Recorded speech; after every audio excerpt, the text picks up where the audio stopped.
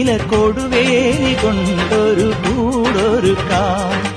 മാനത്തെ മാരിവിൽ ചില്ലയൊന്നിൽ തമ്മിൽ പുണർന്നാടുവാൻ ഞാനൊരു ഏലിടാം. തിളതിളങ്ങുന്നൊരിളനിലാവിന്റെ കസവും ചൂടിക്കാം.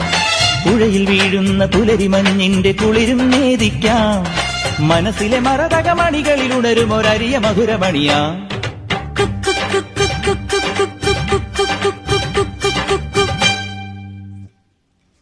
പുതുമോടിപ്പാട്ടും